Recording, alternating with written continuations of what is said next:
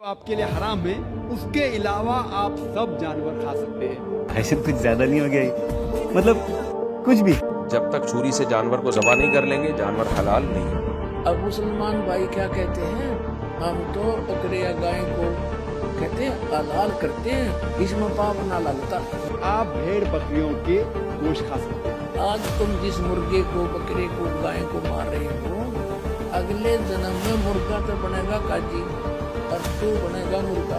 अल्लाह ताला फरमाते हैं कुरान मजीद में सूरह माइदा में सूरह नंबर 5 आयत नंबर 1 में कि हमने कैटल बनाए, 4 पांव वाले जानवर बनाए जिसको आप खा सकते हैं, सिर्फ वो जानवर जिसके हमने नाम लिए उसको मत खाओ। ऐसे खुरवालों का मांस खाओ, ऐसे का ना खाओ, ये परमात्मा का आदेश नहीं है, ये तो किसी शरफरे फरिश्ते का आदेश है। मांस खाना हराम है या हलाल, आज इसी विषय को विस्तार से क्लियर करने के लिए हम आपके बीच कुछ आध्यात्मिक जानकारों के विचार लेकर आए हैं।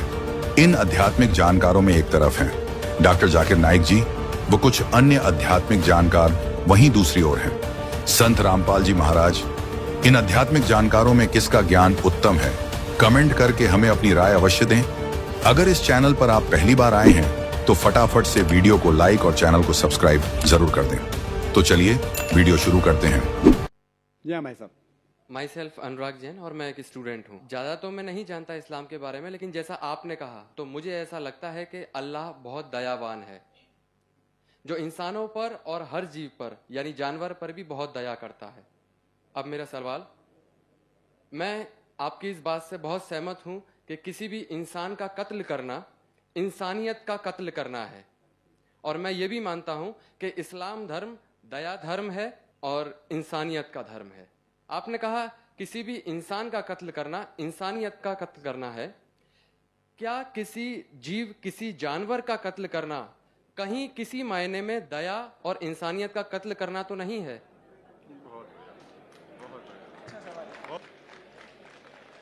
भाई साहब ने बहुत अच्छा सवाल किया कि इंसान का कत्ल करना इंसानियत की कत्ल करने के बराबर है, लेकिन क्या कोई जानवर का कत्ल करना इंसानियत की कत्ल करने के बराबर है क्या नहीं? और ये सवालात आप अगर पढ़ेंगे तो गलत फहमियाँ के नंबर 6 नंबर आता है गलत फहमिया में कि लोग एतराज़ करते हैं कि इस्लाम क्यों जानवर खाने की इजाज़त देता है, मांस खाने की इजाज़त क्यों देता है। कई गैर मुस्लिम एतराज़ करते कि इस्लाम एक बहुत जल्लाद रिलीजन है। भाई साहब नहीं कह रहे, लेकिन बाकी लोग कहते कि एकदम मर्सीलेस रिलीजन है, धर्म है जो जानवर का कत्ल करने के लिए कहता है।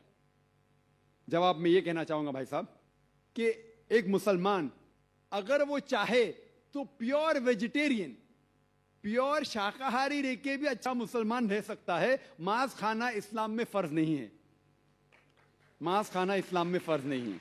वो एक अच्छा मुसलमान रह सकता है शुद्ध शाकाहारी होके भी। लेकिन बट अल्लाह ताला फरमाते हैं कुरान मजीद में सूरह माइदा में सूरह नंबर 5 आयत नंबर 1 में कि हमने कैटल बनाए, 4 पांव वाले जानवर बनाए जिसको आप खा सकते हैं, सिर्फ वो जानवर जिसके हमने नाम लिए उसको मत खाओ। जो आपके लिए हराम है उसके अलावा आप सब जानवर खा सकते हैं। कुरान में लिखा है सूरह नहल में सूरह नंबर 16 आयत नंबर 5 में कि हमने आपके लिए कैटल बनाए, भेड़ बकरियां बनाए तो कि आप उसका गोश्त खा सके। कुरान में जिक्र है सूरह मोमिनीन में सूरह नंबर 23 आयत नंबर 21 में कि आप भेड़ बकरियों के गोश्त खा सकते, और कई आयतें हैं। हम पहले ये जान ले कि मेडिकल साइंस आज ये कहती है कि इंसान के जिस्म में हमको अमाइनो एसिड की जरूरत है, 22 अमाइनो एसिड की जरूरत है। इसमें से 8 अमाइनो एसिड जिस्म में पैदा नहीं होते, बाहर के खाने से लेना लाजिम है। और कोई भी वेजिटेबल फूड, कोई भी घास फूस, कोई भी फल में ये 8 के 8 अमाइनो एसिड है ही नहीं, लेकिन मांस में है और मच्छी में है। हाई लेवल ऑफ प्रोटीन है, high level of protein is present in the meat and in the fish. It is nutritious, vitamin K है और आयरन भी है। अगर आप देखेंगे, अगर आप तहकीक करेंगे कि जो जानवर जो सिर्फ घास फूस खाते हैं, मिसाल के तौर पे गाय, भेड़, बकरी, उनके दांत को आप देखेंगे, उनके दांत चपटे हैं। हर्बिवोरस सेट ऑफ टीथ, वो सिर्फ घास खा सकते, मांस खा ही नहीं सकते। अगर आप उन जानवरों के दांत देखेंगे जो मांस खाते हैं, carnivorous animal like tiger, leopard, lion, शेर, शेर बब्बर, चीता, इनके दांत देखेंगे तो इनके नोकीले दांत है, कैनाइन सेट ऑफ टीथ, वो सिर्फ मांस खाते, घास फूस खा ही नहीं सकते। अगर आप जाके आईने में और हम लोग जाके आईने में देखेंगे अपने दांत, इंसान के दांत चपटे भी है, नोकीले भी है। अगर खुदा चाहता था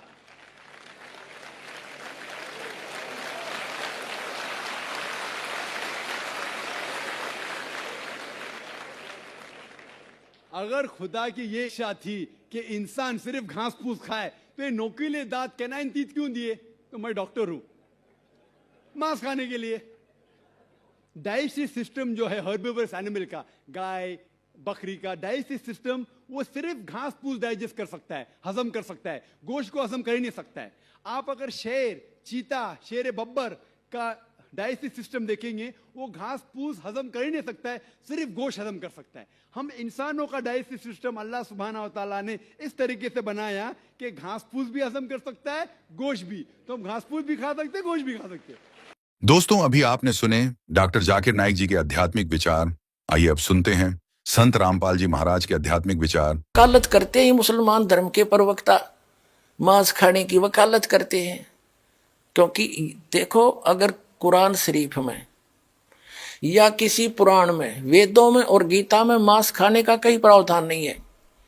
यदि किसी पुराण में और यदि किसी कुरान में और यदि फिर बाइबल में, इससे आगे जहां परमात्मा ने, उस अल्लाह अकबर ने, समर्थ भगवान ने 6 दिन में सृष्टि रची, 7वें दिन वो तो तख्त पर बैठ गया जाके विधान बता के कि किसी ने भी मांस नहीं खाना है, ये खाने की वस्तुएं तुम्हें हलाल हैं, बाकी सब हराम है।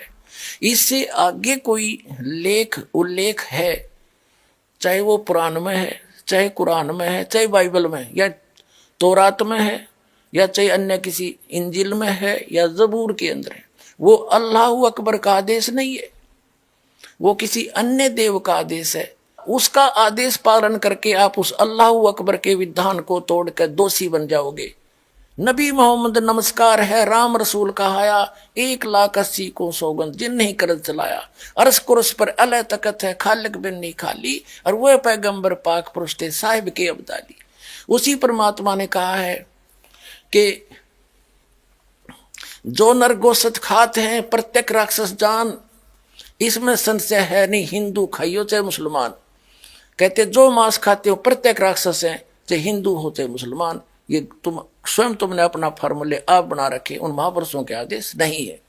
कहते हैं मांस खावे सो ढेढ़ सब, और मद पीवे सो नीच, और कुल की दुर्मति पर हरे, भगवान कहे सो ऊंच। कहते मांस खावे सब ढेढ़ है, चाहे हिंदू है चाहे मुसलमान, सिख है या ईसाई।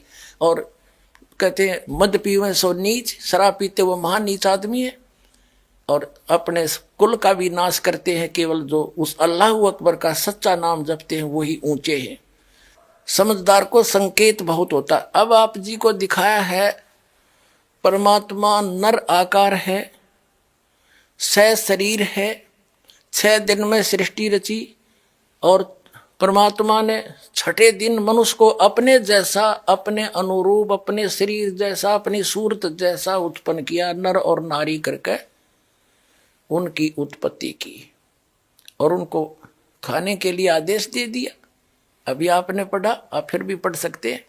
और आगे फिर वो क्या कहता है देखो, और परमेश्वर ने कहा, नर और नारी करके उनकी सृष्टि की, और परमेश्वर ने उनको आशीष दी, उनसे कहा फूलो फलो और पृथ्वी पर भर जाओ, और उसको अपने वश में कर लो, और समुद्र की मछलियों तथा आकाश के पक्षियों और पृथ्वी पर रेंगने वाले जंतुओं पर अधिकार रखो। यानी उनसे, जैसे इंसान ने शेर तक को भी काबू कर लिया, हाथियों को भी बांध लिया, तो इस ऐसे कंट्रोल करने के लिए कहा उन्होंने। आगे देखो, फिर परमेश्वर ने उनसे कहा, यानी मनुष्यों को भी, फिर परमेश्वर ने उनसे कहा कि सुनो, जितने बीज वाले छोटे छोटे पेड़, ये मनुष्यों के लिए आदेश है, सारी पृथ्वी के ऊपर हैं, और जितने वृक्षों में बीज वाले फल हैं वे सब मैंने तुमको दिए तुम्हारे भोजन के लिए। मनुष्य के लिए उस अल्लाह ताला का आदेश, अल्लाह अकबर, जिसने 6 दिन में सृष्टि रची, 7वें दिन तख्त पर जा बैठा, वो है अल्लाह अकबर है। वो अल्लाह कबीर है, वो कंप्लीट गॉड है, वो सर्जनहार है, वो क्रिएटर है। उस क्रिएटर का आदेश नहीं है मांस खाने का मनुष्य को, ये पक्षी पशु पक्षियों को भी नहीं है। आगे देखो, तुम्हारे भोजन के लिए, ये तो मनुष्यों के लिए। आगे देखो, यहां आगे हम, और जितने पृथ्वी के पशु और आकाश के पक्षी और पृथ्वी पर रेंगने वाले जंतु हैं, जिनमें जीवन का प्राण है, उन सब के खाने के लिए मैंने सब हरे हरे छोटे पेड़ दिए, और वैसा ही हो गया, यानी घास फूस। और तब परमेश्वर ने जो कुछ बनाया था वो देखा, तो क्या देखा, वह बहुत अच्छा है।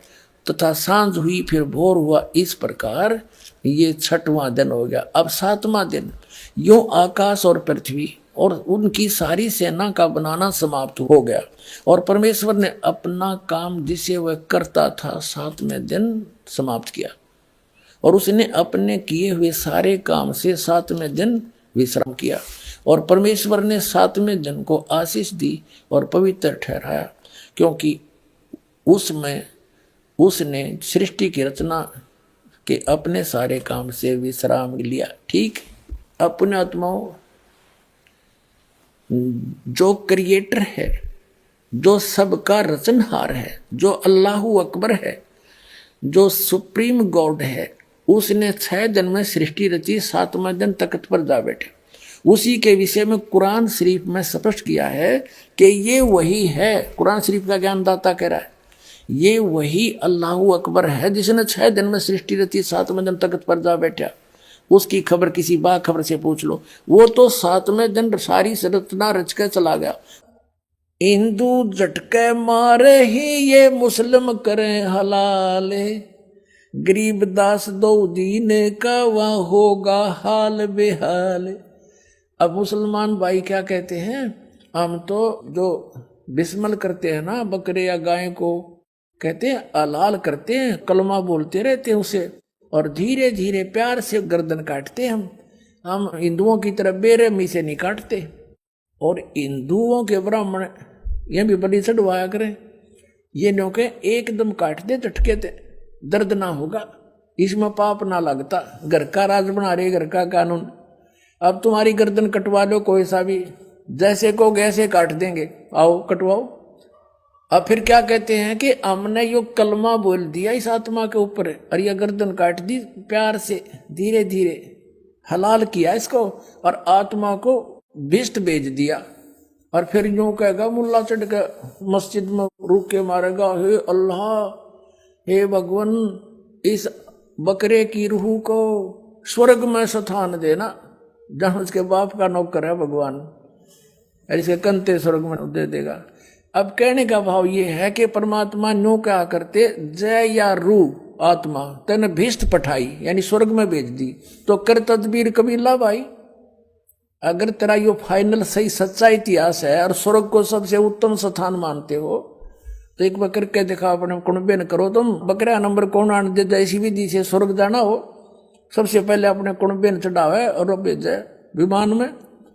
अब यहाँ कोई किसी बस में चढ़ना हो ना, फटाफट पक्का पता कि बैठते वहां जाएंगे, पहले अपने बड़का न फटाफट ले सीट ले सीट दे, अरे उड़ा बकरा नंबर कौन आन दे बस में, ते मूर्ख बना रहे अपने को।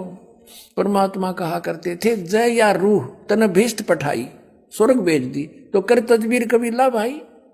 परमात्मा कहा करते, एक मुल्ला मस्जिद में कुक है, एक तो ऊपर आवाज लगा रहा है, हे अल्लाह अकबर, इसके वो देना, स्वर्ग में सुथान देना, और एक मुल्ला मस्जिद में कुक है, एक पुकार है बोका, एक की गर्दन काटी जा रही है, वो कर रहा है। कहते इनमें कौन सा स्वर्ग में जागा, हमने लग गया धोखा। बकरा थोड़ा कट्टन लाग रहा और मुल्ला वहां शोर में चा रहा, इनमें से कौन सा स्वर्ग में जाएगा, कोई सा भी ना जा। हमने तो धोखा लगा कि ये धोखा है, इनका ये साधना ठीक नहीं है। अब फिर क्या बताते थे परमात्मा, हिंदू झटके मारे ही ये मुस्लिम करें हलाले, गरीबदास दो दीन का थारा होगा हाल बेहाल। हिंदू और मुसलमानों को कहा थारा दोनों आगे बिरान मट्टी होगी जो इस तरह पाप कर रहे हो। बकरी कुकड़ी खा गए ये गऊ गधेरा सूरे। गरीबदास उस भिस्त में तुमसे अल्लाह दूरी। तुमने निकट नाण दे से अपराधियों को भगवान, तुमने सोचो स्वर्ग में जाओगे। घोड़े ऊंट अटक नहीं ये तीतर क्या खरगोशे। गरीबदास ऐसे कुकर्मी से अल्लाह है 100 कोस से। कहते इस तरीके से भगवान नहीं मिल सकता, 100 कोस है तुम्हारे से। और फिर क्या बताते हैं,